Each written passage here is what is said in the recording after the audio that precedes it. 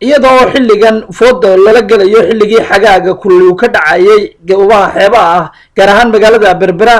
ayaa bulshooyinka ku dhaqan qaar ka mid ah xaafadaha magaalada Berbera waxa ay xabasho xoogan ka muujiyeen biyo la'aan soo food saartay waayadan dambe iyaguna maamulka wakaalada biyaha Berberana ku eedeeyay inay ka gaabiyeen sidii biyaha ay u gaarsiin lahaayeen xaafadahaasi sidoo kale waxa iyaguna goobtaasi isugu soo baxay dadweynaha aad u tiro badan oo dhigayay mudaharaad salmi ah oo ku muujinayaan biyo la'aanta ka jirta xaafadahaasi goobtaasi oo ay ka hadleen dad aad u tiro badan ayaa waxa ay dhammaantood cabasho xoogan ka muujiyeen biyo la'aanta xaafadahaasi haysa iyaguna baaq culus u diray xukuumadda sare iyo wasiirka wasaaradda biyaha ana ka mid ahaa hadaladoodii sida tan biyuhu waa nolosha koobaad dadku hadday biyo waayaan nolol way ka dheer tahay waxa la wixii kale waa laga noolaan karaa raashin dadka loo doonan karaa dariskaagaad la qadayn kartaa dariskaagaad wax la cuni kartaa laakiin biyo la'aan qoys iyo qof iyo qaran inta kuma noolaan karo xaafadda waxa biyo ugu dambeysay bishii Ramadaan ka horeysay 15keedii waxaanu ka hadlaynaa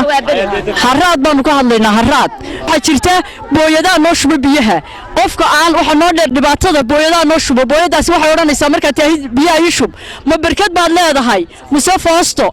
hadda tiraahdo uu ka dhaqaaqaya biyo waa 15 xataa dawladdu inay soo fargeliso biyaha noo xadayso dameerle Hargeysa loo xadeeyay biyaha dadka uu ka iibinayo intuu ka siinayo magaaladii saaxil ee lacagta iyo dhaqaaluhu ka soo baxaysiina haraad bay maanta u maranaysaa magaaladan ay joogno gobolka saaxil xaafadan Burcasheekh ilaa iyo deerada waa xaafada ugu ballaaran waxa degan 5,000 oo qof ilaa iyo halka waraabitaaga iyo ilaa halka Jaamalaaye dadkaasi biyo la'aan dadkaasi maanta waxay u baqtay waa biyo la'aan magaalo xeebeedna waxa lagu joogay biyo hadii ilaahay aniga magacayga la yahay Nuur Maxamuud Cabdullaahi oo imaamkii masjid jaamaca Burcasheekh waxaan halkan saaka daan isugu nimi biyo la'aan jirta daraadeed walaalayaal ilaahay horta marka hore ilaahay baan wax weydiisanaynaa oo raxmadda ilaahay subxaanahu wa ta'aala shubay Allah waasixiyo waxaan halkan kaga hadlaynaa biyo la'aanta iyo dhibaatada ka taagan xaafadda Burcasheekh ama magaalada Berbera oo sidii runtu tahay magaalo xeebeed aan si Hargeysa oo kale ma garanaysaa ka maarmaynin iyadu biyo xagaaba soo galay Ramadaan ba soo galaysa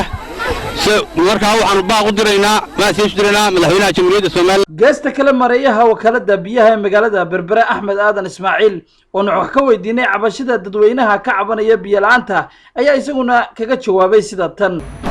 waxaan maanta bulshada Berbera u sheegayaa in muddo bil gudaheeda بليش أنتم عشان الأعلى إن إسبدل ويني ومن دون إلهي لك سبب طوال حمص ويني يا وحلا سمي دولة عصب مصدق عبد البامين هي وزارة رمضان تبيها وحكوا فوق أنت حب حكوا حاولنا تهري هري سيد أي بربراء خاصة يسوع معلنا أي وحويا وشقنا هاد بيها رمضان محمد عبد الله سوفرستي يونيفرسال تي في مقالة بربراء